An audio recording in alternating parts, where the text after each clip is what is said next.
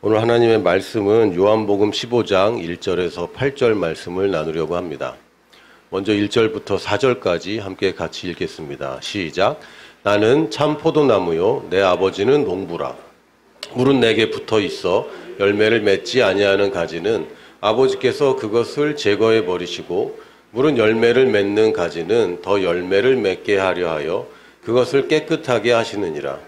너희는 내가 일러준 말로 이미 깨끗하여졌으니 내 안에 거하라. 나도 너희 안에 거하리라. 가지가 포도나무에 붙어있지 아니하면 스스로 열매를 맺을 수 없음 같이 너희도 내 안에 있지 아니하면 그러하리라. 아멘. 먼저 4절까지만 먼저 읽겠습니다. 이거 볼 때마다 여러분 어떠세요? 소망이 커집니까? 이거 불안함이 커집니까? 나 열매 못 맺었는데 어떡하지? 나 잘리는 거 아니야? 이제 이런 생각이 많이 듭니다. 저도 그랬고, 그런 것들이 많은 세상에서 또 교회 내에서도 팽배한 잘못된 시각입니다. 포도나무에 붙어는 있는데 열매를 안 맺는 가지. 여러분, 그런 가지 얼마나 많이 보셨습니까? 가지가 붙어는 있는데 붙어만 있고 거하지 않고, 붙어만 있고 열매 맺지 않고, 붙어 있는데도 잎사귀가 마르고, 이런 가지는 굉장히 예외적인 상황입니다. 이걸 일반적인 상황이라고 보는 것 자체가 하나님의 말씀을 복음으로 보기보다는 저주나 심판으로 보고 있는 것이죠. 원래 자연스러운 현상은 뭡니까? 가지가 나무에 붙어 있으면 열매를 맺는 것입니다. 가끔 이상한 일들이 생깁니다. 그러나 이건 가끔인 것이고 예외적인 상황이라는 걸 우리가 알아야 돼요. 근데 마치 포도나무에 가지가 붙어 있는데 열매가 많이 안 열린다. 포도나무에 가지는 많은데 열매가 별로 없다. 이거는 나무의 문제 아닙니까? 그건 나무의 문제입니다. 그 얘기는 예수 그리스도가 나무라고 했는데, 참 포도나무라고 했는데 붙어있는 가지마다 어떻게 그렇게 열매를 못 맺고, 이건 나무가 이상한 나무죠. 이건 나무를 갈아야 됩니다. 가지를 자르는 수준이 아니에요.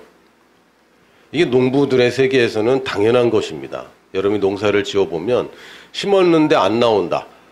그거는 이상한 거죠. 그거는 굉장히 예외적인 것이고, 특히 시냇가에 나무를 심어놨는데 가지가 마르고 나뭇잎이 마르고 열매가 안 맺힌다. 이거는 좀 이상한 상황입니다.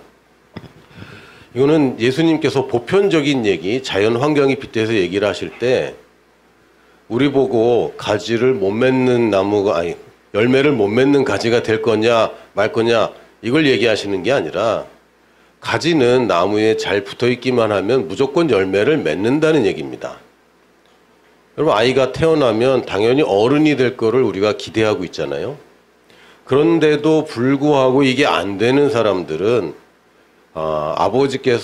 농부인 아버지께서 그것을 제거해 버린다고 되어 있습니다. 어느 날 제거한다니까 되게 무서운데, 어느 날 죽여버린다 이런 얘기가 아니라 열매 없이 인생을 마감한다는 얘기입니다. 어차피 우리 인생은 한 번 갑니다. 지금까지 여러분이 살아온 날들보다 남아있는 그날들이 얼마나 남아있는지 우리는 알 수 없습니다. 우리가 살아온 날들은 계산할 수 있어요. 나이로 계산합니다. 그러나 앞으로 남은 날은 계산할 수 있는 사람이 없습니다. 아무도 계산할 수 없어요. 언젠가 빨리 가고 늦게 가고 가는 것 뿐이지, 사실 예수님의 또 하나님의 모든 관심은 이 땅에서 벌어지는 일에만 국한되지 않습니다. 근데 열매 없이 제거되는 거, 이게 뭡니까? 계속 거기 붙어 있는 것이 누구에게도 좋은 것이 아니에요.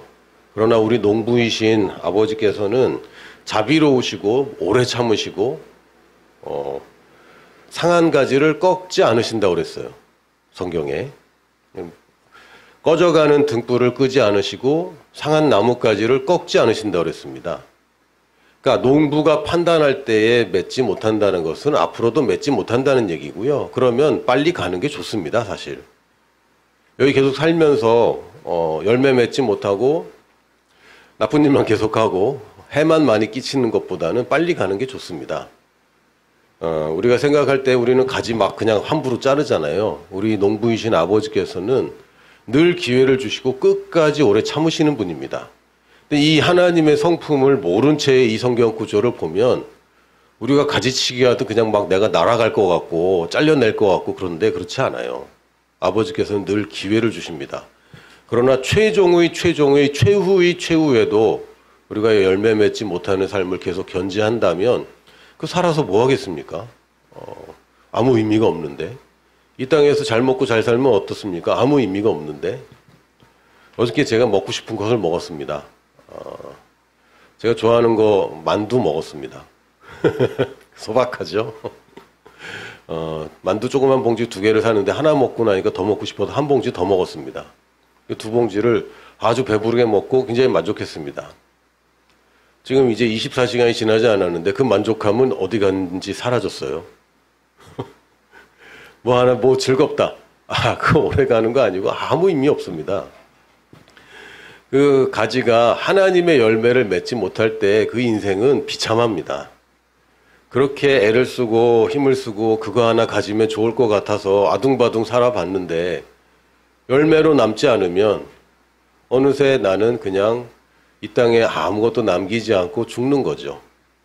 이것만큼 비참한 게 어디 있어요? 지금 먹을 게 없는 게 비참한 게 아니라 내가 정말 의미 있고 가치 있는 하나님이 원하시는 열매를 맺지 못하는 것이 가장 비참한 것입니다. 나는 열매라고 생각했는데 포도가 아닌 다른 열매를 열심히 맺고 있다면 그것은 참 열매가 아니죠.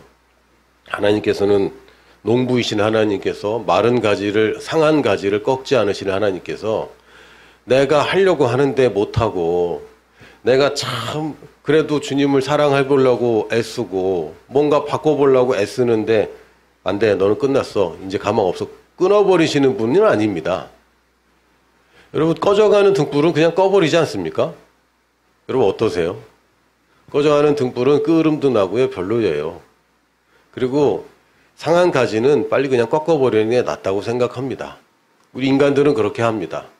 그러나 하나님은 그런 분이 아니죠. 하나님이 그 가지를 제거해 버릴 때는요, 우리가 생각하는 것보다 한참을 더 오랫동안을 참으신 후에 그 기회를 계속 주신 후에 그러고 나서 심판이 있는 것입니다. 우리가 볼 때는 노아의 때나 소돔과 고모라 때에 하나님이 그냥 화나서 막 그냥 이렇게 하신 것 아니죠. 하나님이 참으시고 기회를 계속 주셨는데 하나님이 심판이 있을 때는 정말 마지막에 진짜 마지막일 경우입니다. 더 이상 내버려 뒀다가는 이 본인에게도 계속 그 나쁜 짓만 하고 있으면, 의미 없는 짓만 하고 있으면 저를 통해서 더 많은 악함과 나쁜 것들이 계속 생산될 거 아닙니까? 그러고 나서 가면은 그럼 어떻게 해요? 파산, 회생 절차 이런 얘기들 있는데 빚이 계속 늘어날 때 빨리 그 회생 절차를 밟는 것이 나은 것이지 그냥 마냥 그냥 기회를 준다고 회생을 안 들어가면 이 사람 빚은 다음 후손에게까지 이게 연결되는 나쁜 빚이 됩니다.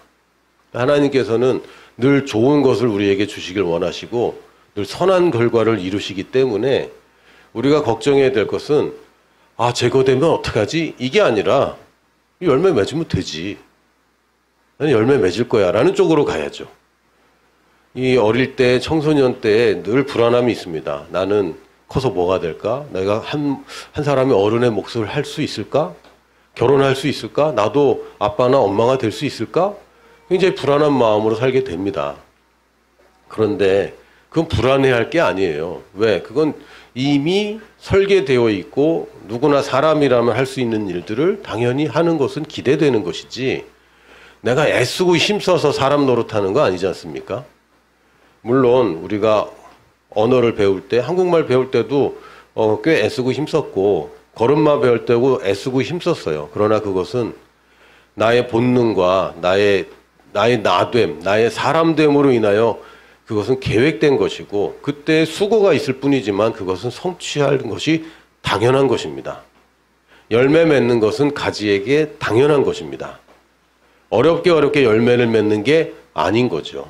그러면서 이렇게 말씀하세요.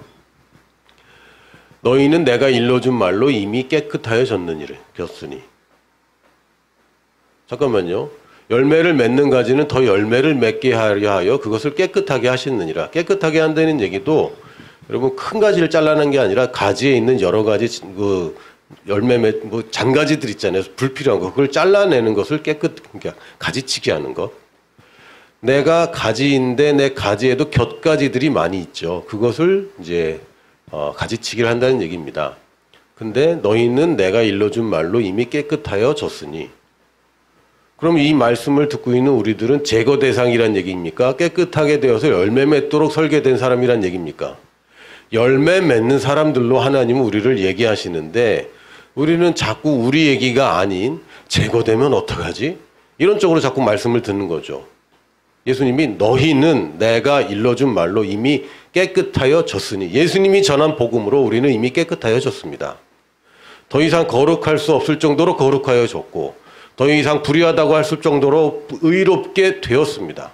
그럼 이제는 우리는 열매 맺는 것만 생각하면 되는데 여전히 두려움과 불안 속에 나는 실패하면 어떡하지? 잘못하면 어떡하지? 열매를 못 맺으면 어떡하지? 이런 것들이 뭡니까? 예수님의 일러준 말을 무시하는 것이죠. 그렇게 하는 게 아닙니다. 우리가 해야 되는 일은 단지 내 안에 거하라 하신 말씀대로 그냥 붙어만 있는 순간 그런 게 아니라 거하는 것입니다. 이 성경에 다른 단어로 쓰고 있어요. 그래서 붙어 있기만 하고 열매 못 맺는 가지는 그냥 그 안에 인이라고만 되어 있고요. 거하는 것은 정말 거주하는 것, 또 참는 것, 인내하는 것, 거기에 머무르는 것 이런 것을 abide in, 거한다고 표현하고 있습니다. 나도 너희 안에 거하리라. 너는 나랑 같이 있자 이런 얘기죠. 같이 있으면 되는 겁니다. 그럼 가지가 포도나무에 붙어 있지 아니하면 스스로 열매를 맺을 수 없음 같이 너희도 내 안에 있지 아니하면 그러하리라. 너 스스로 뭔가 해보려고 애쓰고 애쓰는데 그걸로는 진짜 열매는 못 맺어. 내 안에 거하고 내가 너희 안에 거하고 그럴 때 제대로 된 열매를 맺는다라고 말씀합니다. 다시 우리는 잘못하면 이거 잘라서 이게 가지치기 당하면 어떡하지? 이런 사람들이 아닙니다. 우리가 지금 있는 이 사람들은 막 이미 깨끗하게 되었고 거함으로써 열매 맺는 것을 기대하시는 바로 그 사람들입니다. 5절부터도 계속 반복하여서 비슷한 얘기를 하십니다. 5절에 보면 나는 포도나무여 너희는 가지라. 그가 내 안에 내가 그 안에 거하면 들락날락 하는 거 아니고요. 예수님 믿었다고 끝나는 것 아니고 거하면 사람이 열매를 많이 맺나니. 하나님이 맺는 겁니까? 사람이 맺는 겁니까? 사람이 맺는 것입니다. 하나님이 열매를 맺게 해줘야지 내가 하는 게 아니라 그건 이미 되어 있는 것이고 수도꼭지까지 물은 와 있는 것이고 트는 것은 내가 트는 것입니다. 오늘 2층의 주방에서 물을 틀었더니 수도꼭지가 얼었더라고요. 예, 수도꼭지가 얼면 잘 안 되죠. 근데 옆에 있는 수도꼭지는 또 되더라고요. 우리가 이걸 틀면 틀리는 것인데 물은 여기까지 와 있습니다. 어디까지 와 있냐면 내 입 앞에까지 와 있어요.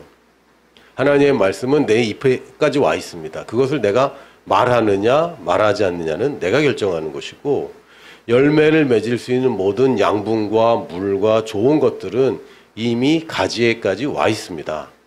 하나님께 열매가 달리는 것이 아니라 가지에 열매가 달립니다.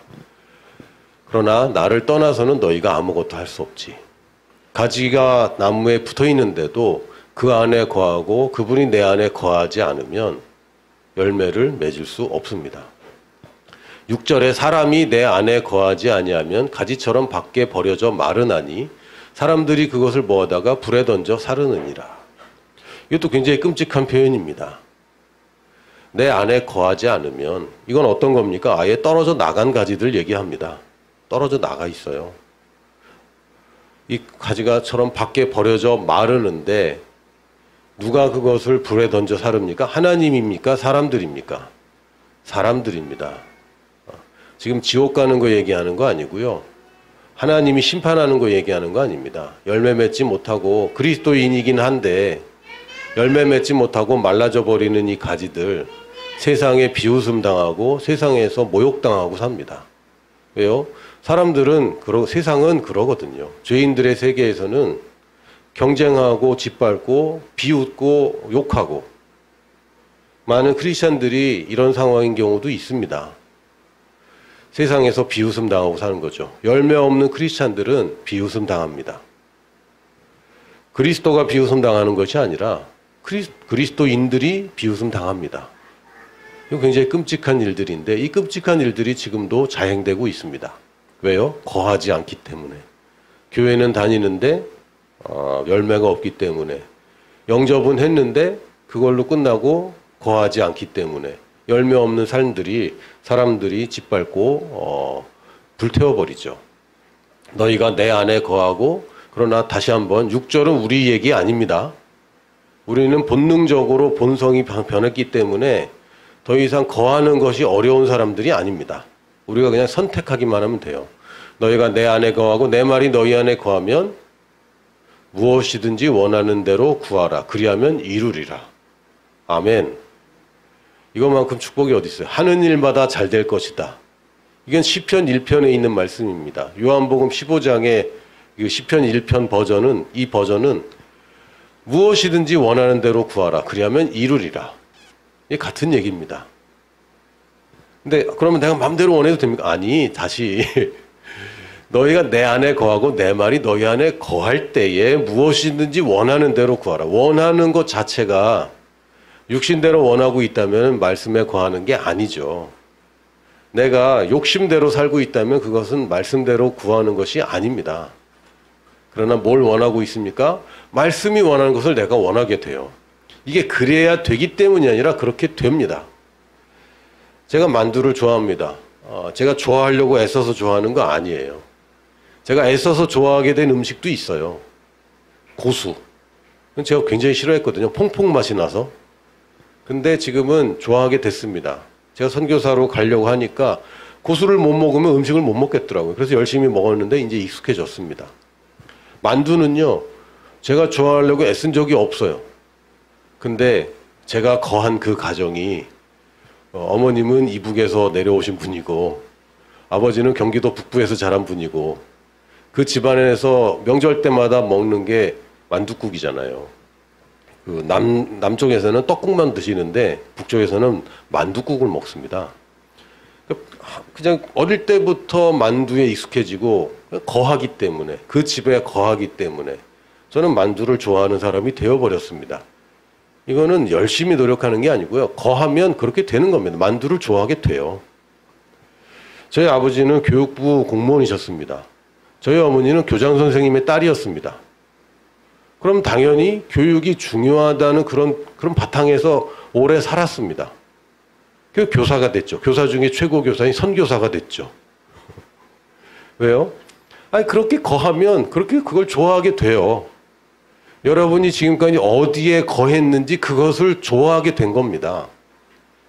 내가 그리스도 안에 거하고 그리스도의 말씀이 내 안에 거하면 정말 좋은 열매들, 정말 오래가고 정말 가치 있는 열매들을 좋아하게 돼 있고요. 그걸 구하게 돼 있고 그것은 이루게 되어 있습니다. 왜요? 내가 하나님의 뜻에 일치되었기 때문에 하나님이 하고자 하는 일을 내가 구하면 그건 무조건 이루어지는 겁니다. 무조건 이루어지는 겁니다. 내가 하고 싶은 게 있어요. 내가 하고 싶은 게 있고 난 능력도 있어요. 나는 모든 것을 갖고 있어요. 근데 누가 그걸 원하면 내가 그 사람한테 몰아줄 겁니다. 그렇죠.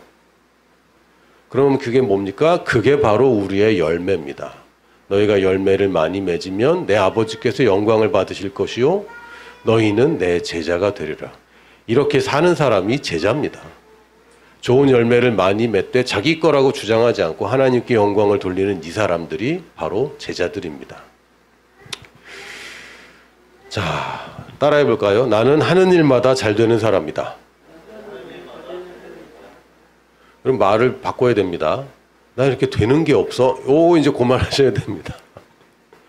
좋은 것을 심었는데 나쁜 걸 더 많이 심고 있으면 당연히 나쁜 게 나오죠. 우리는 심은 대로 거두는 사람이 되었는데 여전히 나는 변했는데도 나쁜 것을 계속 심고 있다면 나쁜 것을 거둘 겁니다. 좋은 땅이 되었는데 거기다가 잡초를 계속 심고 있다면 그 좋은 땅에서 잡초는 더 많이 자랄 겁니다.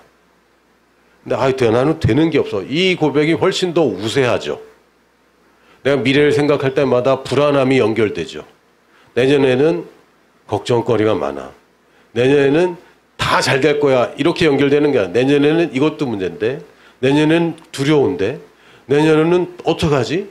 내년에 한 살 더 먹는데 이제 와서 어떡하지? 내년에는 어떡하지가 연결되는 게 더 많아요. 왜? 세상은 계속 그렇게 얘기하기 때문에. 내년에는 기대된다. 내년에는 잘 될 것 같아. 내년에는 내가 제대로 할 거야. 이런 연결은 내가 하는 것이지 하나님이 해주는 것이 아닙니다. 우리 파워포인트 넘겨주세요. 따라 다시 한번 해보겠습니다. 나는 하는 일마다 잘 되는 사람이다. 시냇가에 심은 나무는 그 잎사귀가 마르지 않고 철을 따라 열매를 맺는 것과 같다 그랬습니다. 그러므로 그 하는 일이 형통하리라. 뭡니까? 하는 일마다 잘 되는 사람입니다. 이거는 이렇게 하면 잘 된다, 이렇게 하면 성공한다가 아니라 너는 그런 사람이다 라고 성경은 얘기합니다. 복 있는 사람은 이런 사람이야. 시냇가에 심은 나무는 이렇게 돼.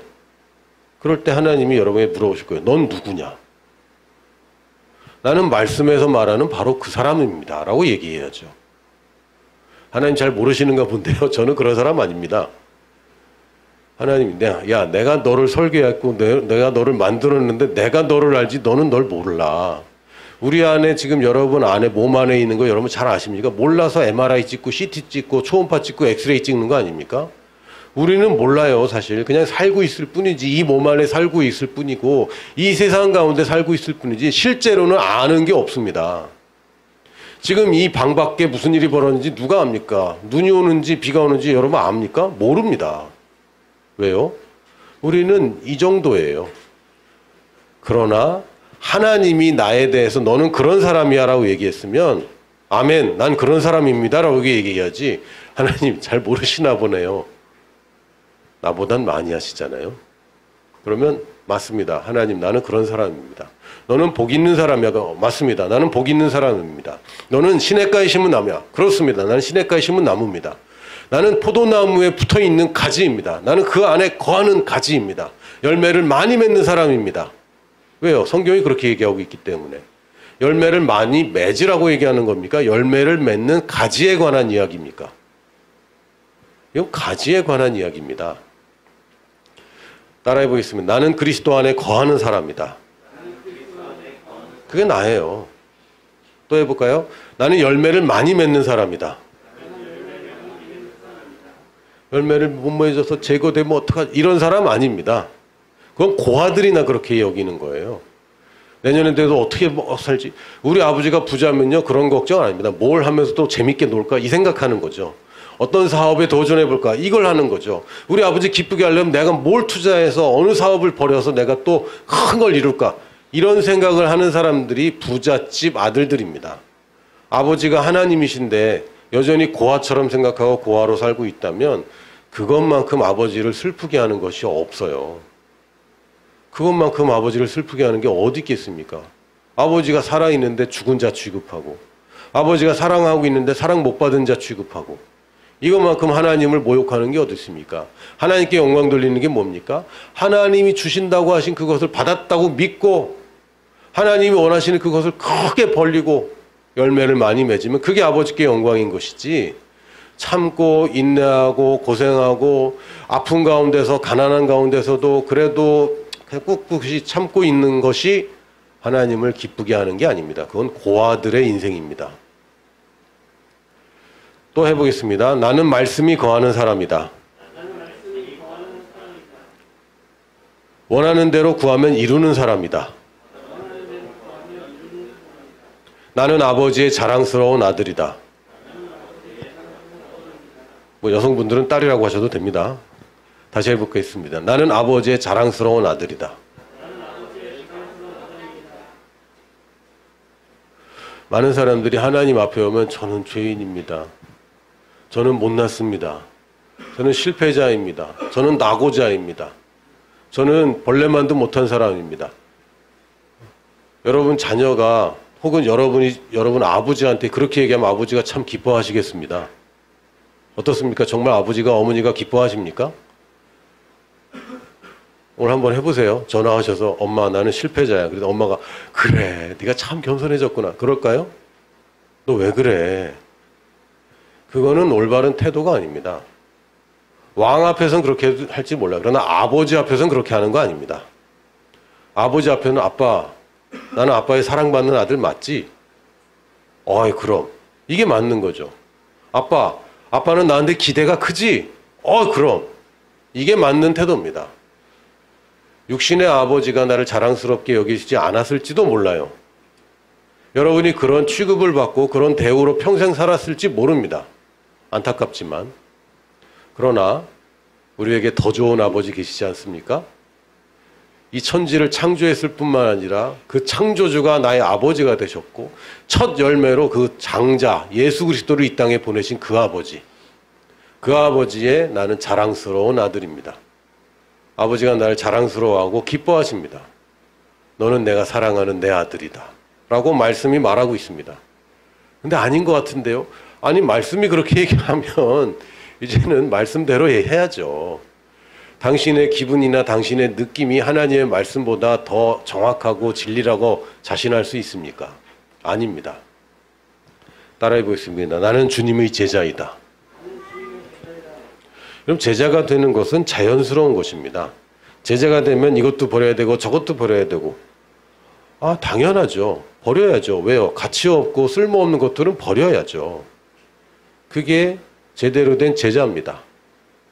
저는 저희 아이들 키우면서 정말 제자는 이렇게 커가는구나라고 봅니다. 제자로 커가면요. 어릴 때는 좋아하던 그것을 이제는 싫어하게 됩니다. 여러분들 경험하셨을 거예요. 제가 어렸을 때요. 그 당시는 뭐 나이키 같은 거 없었고요. 그 월드컵이라는 브랜드가 있었습니다. 생각나시는 분 있을 거예요. 생각나시는 분은 나이 많은 사람들인데 나중에 뭐 프로 월드컵 나오고 뭐 프로스펙스 전에 스펙스도 있었어요. 뭐 그런 운동화 브랜드들이 있었어요. 어머니가 어느 날 월드컵 신발을 사왔습니다. 그래서 제가 그걸 던지면서 울었어요. 만화 캐릭터 있는 거 사줘야지 왜 이걸 사주냐고. 그때는 그게 좋았거든요. 근데 나이 먹고 자라보니까 그걸 신으라고 그러면요 큰일 납니다. 이제 여러분 보고 만화 캐릭터 뭐 예를 들면 뭐 그냥 생각나는 대로 포켓몬 그려있는 방한화 신어라. 그러면 여러분 어떻습니까? 목사님 저한테 왜 이러세요? 이럴 거 아닙니까? 캐릭터 있는 티셔츠 입고 와라. 그러면 이걸 입고 제가 어딜 가 이러지 않을 겁니까? 뭐 그 어벤져스 뭐 이런 거는 아니고 만화 캐릭터. 저는 요새 모르는데 무슨 요정 피치 뭐 이런 거. 그거 그려 있는 거 가면요, 여러분 오타쿠 소리 듣죠. 어릴 땐 그게 좋아요. 근데 이제 형이 얘기해 주는 거예요. 야, 이제 그거 버려. 야, 그거 유치해. 그러면 그래? 형들의 세계 갔더니 유치해. 형들의 세계 갔더니 이거 되게 유치한 거였어요. 예전에 테이프 들었습니다. 근데 어느 날 형들의 세계를 갔더니 LP판을 딱 사서 듣더라고요. 테이프 왜 예전에 테이프 믹스 생각나세요? 길거리 리어카에서 팔던 거? 그거 듣는 게 좋은 줄 알았어요. 그랬더니 형들의 세계로 갔더니 LP를 사서 딱 듣더라고요. 형들의 세계로 갔더니 이제 이거 유치해. 형들이 얘기하는 거예요. 야, 유치하게. 야, 그거 버려. 버리고 우리는 한 단계 더 좋은 것으로 가는 겁니다. 이게 제자가 되는 거예요. 성숙해지는 거. 예수님을 따라 살다 보니까 야, 이거 유치했구나. 이거 진짜 부끄러웠구나. 라는 것을 알게 되는 거죠. 이게 주님의 제자가 되는 것입니다. 이게 본능을 따라가는 것이지 애쓰고 힘써서 이겨내고 사는 것이 아닙니다. 실제로는 이렇도록 만들어진 우리들이 그렇게 가르침을 받고 내가 그런 사람으로 태어났기 때문에 그런 삶을 살아야 마땅하다고 가르침을 받는 것입니다. 근데 어떻게 삽니까? 마치 미운 오리 새끼들처럼, 새끼라고 그러니까 죄송합니다. 오리 새끼 얘기하는 거지 욕하는 거 아니죠. 미운 애기 오리들처럼 백조인데 오리들 틈에 사니까 맨날 구박받죠. 이것도 못하냐 저것도 못하냐 이상하다 뭐가 잘 안 된다 계속 이러고 있는데 백조는 백조의 세계로 딱 들어가는 순간 백조가 되고 싶어져요. 백조인데 오리가 되는 것이 좋은 줄 알고 착각하니까 야, 너 이제 오리집 그만해라. 라고 얘기할 때 이걸 버리면 안 되는데요. 저는 이게 좋은데요. 이러고 착각하는 거죠. 너는 백조야. 거울을 보고 백조인 것을 보는 순간부터 이건 이제 이런 거 이제 싫어지는 거예요. 예전에 어렸을 때 뷔페 가면 맨날 떡볶이, 김밥, 만두 먹지 않았습니까? 저만 그랬나요? 이제는 그런 거 안 먹잖아요. 왜요? 어린 시절엔 그게 좋은 줄 알고 그걸로 배를 채우고 그런 이제 가치를 알게 되면 그런 거 안 먹죠. 평소에 못 먹는 거 먼저 먹어야죠. 왜? 가치가 달라집니다. 이게 제자가 되는 겁니다. 예수님의 제자가 된다는 것은 예수님이 내 안에 거하고 내가 그 안에 거하면서 같이 살다 보니까 야, 이거 수준이 달라. 이런 아래에 있는 수준 가지고 내가 그걸 가지고 이렇게 살았다니 참 안타깝다 하면서 이제 계속 바꿔가는 겁니다. 유치해서 이제 못하게 되는 거예요. 이게 제자가 되는 건데 이 유치한 사회 세계에서는 나이키 사다 주면 집어 던지는 거죠. 만화 캐릭터 달라고. 이러고 있는 겁니다. 그러나 주님의 제자가 되는 것은 자연스러운 것이고 우리의 본능적이라는 것을 우리가 알아야 됩니다. 복음은 하나님 말씀은 우리를 힘들게 하고 우리를 제한하고 우리를 못 살게 하는 것이 아닙니다. 복음은 좋은 소식입니다. 영어로 굿뉴스라고 하잖아요. 굿뉴스는 누구에게 좋은 소식입니까? 듣는 사람에게 좋아야 좋은 소식입니다. 듣는 사람에게 기분 나쁘다. 이거 좋은 소식 아니에요. 소식일 수 있어요. 그러나 좋은 소식은 아니죠. 이번에도 뭐 수능 만점자 나와서 뭐 이 친구는 서울대 의대 가거나 문과라면 뭐 서울대 법대 가나 뭐 그러겠죠. 그게 우리한테 좋은 소식은 아니잖아요. 그냥 소식이지. 열심히 하면 너도 서울대 갈 수 있다. 이것도 좋은 소식이 아닙니다. 왜? 누구나 쉽지 않아. 알아요. 누구나 갈 수 있는데 아무나는 못 가. 이거는 좋은 소식이 아닙니다. 아주 특별한 몇 사람만 구원받는 것이라면 그건 좋은 소식이 아닙니다. 종교죠. 저희 집안은 원래 불교였습니다. 제가 불교 이미지 좋았어요. 저한테는. 어린 시절에 좋은 추억이 있기 때문에 절에 가서 절밥 먹고 좋은 추억이 있습니다. 그런데 어느 날 제가 철 들고 보니까 끔찍하더라고요. 완전 속이고 있네. 이것만 끔찍한 게 어디 있을까? 불교의 가르침은 누구나 해탈할 수 있다는 겁니다. 근데 사실은 아무나 해탈 못한다는 거예요. 그래서 스님들이 머리 깎고 결혼도 안 하고 산속에 들어가서 그렇게 수행하는 겁니다. 그래도 자기들 해탈할지 못할지 모르겠다. 이게 진짜입니다. 이게 실체죠. 그러면 사람들한테는 당신들도 해탈할 수 있다고 이렇게 거짓말하는 거예요.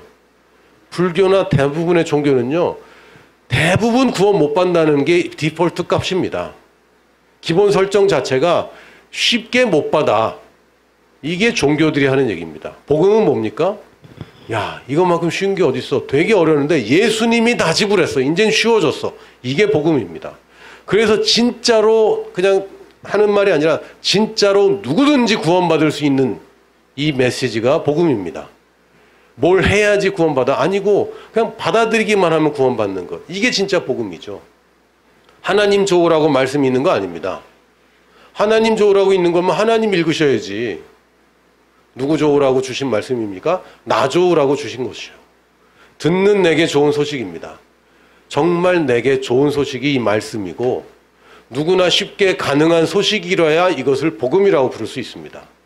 이게 누구나 쉽지 않고 어렵고 힘들고 애써야 되는 것이고 그런 것이라면 이걸 복음이라고 불러서는 안 돼요. 또 하나의 경전이죠.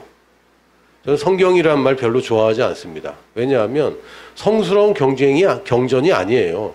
이것은 하나님의 말씀이고 더 북, 원래 바이블은 라틴어로 더 북이란 뜻입니다. 경전이 아닙니다. 근데 이게 번역되면서 한국에는 성경이 돼버렸어요. 경전이 아닙니다. 이건 매뉴얼이고 내가 누구인지에 대한 정확한 매뉴얼이고 듣는 누구에게나 쉽게 도달할 수 있는 것에 대한 아름다운 설명입니다. 이게 하나님의 말씀이에요. 나는 시냇가의 나무가 되었다. 너는 이제부터 포도나무의 가지다. 이렇게 선언했지. 시냇가의 나무가 되어야 돼. 어디 그렇게 써 있습니까?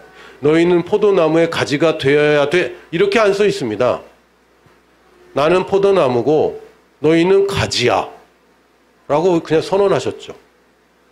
우리는 포도나무 가지인데 포도나무에 안 붙고 어디가 붙어 있어요? 포도나무 가지가 포도나무를 안 맺고는 뭘 맺으려고 합니까? 그냥 우리가 누구인지에 대한 정체성에 대한 선언이 먼저이고 그러면 우리는 이제 떠나지 말고 머물러 있어야 되겠다 라고 하는 것이 우리의 선택일 뿐입니다. 이것만큼 쉬운 게 어디 있어요? 어딜 가라 그러면 선택이 어려워요. 뭘 하라 그러면 어려울 수 있어요. 그러면 가지 말고 여기 있어. 머물러 있어. 이것만큼 쉬운 게 어디 있습니까? 여러분, 저한테 만두 먹으라고 강요할 필요 없어요. 왜요? 나는 만두 먹는 집안에 머물러 있다 보니까 만두를 좋아하고 이건 나의 본능이 되어버렸습니다. 후천적인 본능이 되었죠. 그냥 우리는 말씀대로 사는 것이 나중에 생긴 본능인 것이고 이 본능 따라가면 좋은 열매를 맺게 됩니다. 여러분이 착각할 필요가 없어요. 본능을 거스르는 것이 쉽습니까? 어렵습니까? 어렵습니까? 어렵습니다. 우리가 본능을 착각하고 있어요. 아, 나는 부지런한 거는 성경 읽으면 잠이 와. 설교 시간에 나는 집중이 안 돼. 이거 여러분 본능 아닙니다. 우리는 거듭난 본능은요, 하나님의 말씀에 반응하고 하나님 말씀 들으면 열매로 맺히는 게 우리의 본능입니다. 본능이 바뀌었는데 옛날 기본 설정값을 여전히 갖고 있어요. 아닙니다. 그거 이미 취소됐는데 내가 계속 그걸 체크하고 있는 거죠. 이제 그거 여러분 그 네모상자에 체크상자에 체크 안 해도 하지 말아야 되는 거예요. 왜요? 기본 설정이 바뀌었어요. 예전엔 죄인으로 태어나서 저주 가운데 살다가 죽어서 지옥 가는 게 인생이었는데 이제는 의인으로 태어나서 하나님의 축복의 근원으로 살다가 이제는 하나님 나라로 들어가 버렸습니다. 이제 다른 인생인데 예전 설정값 가지고 착각하면 안 돼요. 우리는 본능이 이미 바뀌었습니다. 나의 본능은 뭡니까? 하나님의 말씀을 즐거워하는 시냇가의 나무, 이게 바로 내 본능이고 아름다운 참 포도나무에 붙어 있어서 거기 거하고 있는 것이 나의 본능입니다. 할렐루야. 그걸 거스르고 살면 힘들어요. 그 본능대로, 새로운 본능대로 사는 것이 우리의 신앙생활입니다. 옛 본성을 그것과 계속 싸우면서 자고 싶은데 자면 안 되고 쉬고 싶은데 성경 읽어야 되고 재밌는 거 보고 싶은데 이거는 옛 본능을 여전히 남겨둔 채에 옛 본능의 기억과 습관들을 남겨둔 채에 이것이 내 진짜 본능이라고 착각하니까 그렇게 사는 것이고요. 여러분 인식을 바꾸는 겁니다. 내 본능은 새롭게 됐어. 본성이라고 표현하는 것보다 저는 본능이라고 하니까 확 와닿더라고요. 내 본능은 예수 그리스도 안에 거하고 내 본능은 그분의 말씀이 내 안에 거해서 내 본능은 열매를 많이 맺는 것이 나의 본능이고 그래서 그 안에서 내가 구하는 것마다 받는 것이 내 본능이고 예수님처럼 살고 싶은 게 내 본능이야. 예수님을 만날수록 성경에서 우리가 예수님을 바라볼수록 그렇게 살고 싶어져요. 알아요. 예수님이 사람들한테 핍박당하고 예수님이 그냥 왕처럼 정말 막 그렇게 호사를 누리며 살 것 같지 않고 사랑하는 사람들에게까지 배신당하고 이런 걸 볼 때마다 안타깝다. 그런데요. 나도 그렇게 살고 싶어져요. 예수님처럼 의미 있는 살고 싶어져요. 그래서 제자가 되는 겁니다. 그런 일들은 나의 본능에 이미 뿌리 박혀 있기 때문에 예수님의 삶을 볼 때마다 나 그렇게 살고 싶어져요. 그렇게 계속해서 변화되는 것을 우리가 성장이라고 부릅니다. 나도 모르게 아버지 닮았고 나도 모르게 어머니 닮았고 나도 모르게 형 닮았고 이게 뭐죠? 이게 거하는 사람이 그렇게 가는 겁니다.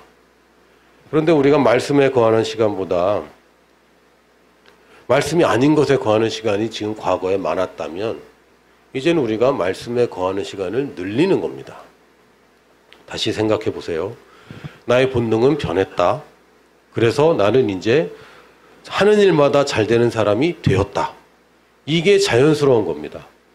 그런데 여전히 의문이 생기는 거죠. 왜 근데 잘 안 되죠? 근데 지금까지 그런 것 같지 않았는데요. 그게 뭡니까? 나의 본성, 나의 본능, 나의 DNA, 나의 가문 모든 것이 변했는데도 불구하고 굳이 망치고 있는 겁니다. 복음에 따라서 하나님의 말씀에 따라서 예수 그리스도께서 하신 일에 따라서 이미 나의 본능이 변했는데도 불구하고 이 본능을 거슬러서 굳이 그것을 망치고 있는 겁니다. 어떻게 망치고 있습니까? 여러분이 새로운 사람이 되었습니다. 새로운 피조물이 되었고 시냇가에 심은 나무, 포도나무 가지가 되었습니다. 그럼에도 불구하고 굳이 망치고 싶다면 이렇게 하면 됩니다. 내키는 대로 말하는 거예요. 내키는 대로 말하는 동안에는 여러분이 굳이 망칠 수 있습니다. 또 경쟁하고 비교하면서 남보다 성공하려고 애쓰는 것, 이러고 있다면 여러분은 망치고 있는 겁니다. 자연스럽게 열매를 맺는 것이지 계속 비교하면서 그러면 하나님 말씀에 거하는 게 이미 아닌 거예요. 그러다 보면 말씀대로 열매를 못 맺죠. 열매는 없으니까 또 비교하고 경쟁하고 어떻게든 하려고 하면 할수록 하나님의 말씀이 내 안에 거하지 않는 상태를 내가 계속 선택하는 겁니다. 그럼 어떻게 되죠? 여러분, 성공은 따라오게 해야지 추구할 것이 아닙니다. 성공하지 말라는 게 아닙니다. 열매를 추구하라고 되어 있지 않습니다. 가지는 나무에 머물고 하나님의 말씀이 내 안에 머물고 이걸 추구하는 것이지, 그럼 열매는 맺히는 것입니다. 열매를 추구하다 보면 일이 그르쳐져요. 그래서 내가 스스로 지금 망치고 있는 거죠. 심지 말고 묻어두면 열매는 안 생깁니다. 여러분에게 주신 시간과 재능과 재물을 내가 자꾸 차곡차곡 쌓으려고만 하고 나눌 생각이 없고, 내가 지금 뭔가를 심지 않으면 내년에도 거둘 게 없어요. 여러분이 늘 심는 것을 해야 되는데 심지 않았는데 어떻게 열매가 생깁니까? 여러분이 굳이 망치고 싶다면 계속 묻어두고 두려워서 불안해서 시도하지 않으면, 그러면 여러분이 굳이 망칠 수 있습니다. 이 반어법입니다, 여러분. 이거 말 따갖고 조슈아 선교사님이 망치라고 자꾸 메시지 전했다고 그러면 안 돼요. 굳이 망치고 싶다면 이렇게 하면 할 수 있다는 거예요. 소박한 꿈을 유지하는 동안에는 소박한 열매만 맺을 겁니다. 사과나무에 능금 아세요? 이것만 꿈을 꾸고 있다면 거기서 끝날 겁니다. 능금이 열리자마자 따버릴 거거든요. 여러분이 원하는 열매 사이즈가 있잖아요. 그 열매가 열리면 따버릴 거예요. 귤이 열리면 귤 따면 됩니다. 근데 원래 내가 열려야 될 게 한라봉인데 귤 사이즈에 따버리면 어떻게 되죠? 그럼 좋은 열매가 아닌 거죠. 누가 하나님을 제한합니까? 내가 하나님을 제한하고 있습니다. 하나님이 나에게 자유를 주셨어요. 그래서 하나님이 내 마음대로 하는 게 아니에요. 하나님이 하나님 마음대로 나를 어떻게 하는 게 아니에요. 하나님은 나를 존중하십니다. 그럼에도 불구하고 나는 본능적으로 선한 것을 추구하고 예수님의 제자가 되는 것을 추구하고 있는데도 불구하고, 그럼에도 불구하고 망치고 싶다면, 좋은 열매가 보장되어 있고 많은 열매가 보장되어 있고 원하는 대로 구하면 받는 것이 보장되어 있는데도 그럼에도 불구하고 망치고 싶다면, 내키는 대로 말하고 성공을 그렇게 추구하고 심지 말고 가지고 있고 묻어두고 소박한 꿈을 유지 않으면 여러분은 망치는 데는 성공할 수 있습니다. 열심히 하셔야 될 거예요. 근데 많은 경우에 이걸 열심히 하고 있습니다. 하나님 말씀을 말하는 것보다 내키는 대로 말하는 걸 너무 열심히 하고 있죠. 이제 열심을 좀 그치고 옛날 본성을 따라가 사는 거, 열심 내는 거 이제 그만하시고 새로운 본능으로 새해를 시작하시기 바랍니다. 아직 며칠 남지 않았는데, 가만있어. 아직 며칠 남지 않았는데? 말이 이상한데? 아직 며칠 남았는데, 그렇죠? 며칠 남은 동안에 여러분이 이미 시작하셔요. 나의 새로운 본능을 받아들이고, 그래, 이게 내 본능이야. 내가 지금까지 잘못 교육받았어. 오리 새끼인 줄 알았잖아. 나는 백조인데. 나는 본능적으로 예수님과 같이 살고 싶은 게 내 본능이야. 라고 여러분 연결을, 여러분 말에, 여러분 신경세포의 연결을 새롭게 하시기 바랍니다. 할렐루야. 자, 광고 좀 드리겠습니다. 다음 장 넘겨주시면, 글씨가 좀 작아서 잘 안 보이실 텐데, 올해 한 해 2021년 저희들이 기존 후원 리스트, 저희들 선교사님들을 후원을 해왔는데, 저희 아직 파송 선교사님은 없습니다. 보내는 교회라는 이름이지만 아직 그 파송 선교사님은 없고요. 후원 선교사님 리스트들이 있습니다. 작년에 이렇게 해왔고, 올해 또 추가를 해서 이제 선교 헌금을 저희들이 후원하려고 합니다. 여러분이 여기 안 계신 분들은 여러분들이 또 추가로 쓰실 수 있습니다. 종이로 되어 있는 것은 뒤에, 저희 서울은 예배당 뒤에 제가 비치를 해놨고요. 또 예배 생중계하는 단톡방에 PDF 파일로도 제가 옮겨놨습니다. 그리고 또한 예배 생중계하는 단톡방에 보시면 그 구글 링크도 걸어놨습니다. 그래서 여러분이 편하신 대로 또는 저한테 그냥 메시지로 주셔도 제가 다 할 수 있습니다. 워낙 성도들이 많지 않기 때문에 제가 혼자 다 처리할 수 있거든요. 그래서 여러분들이 기도해 보시고 또 여러분들이 작정하셔서 내년도에 선교에 또 동참하시기 바랍니다. 1월 9일까지 받겠습니다. 1월 9일까지 받고 예산을 이제 정하도록 하고요.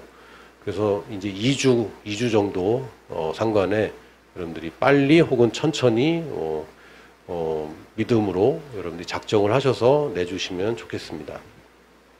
그리고 작정은 1년 동안 유효한 것입니다. 평생 하시는 건 아니고요.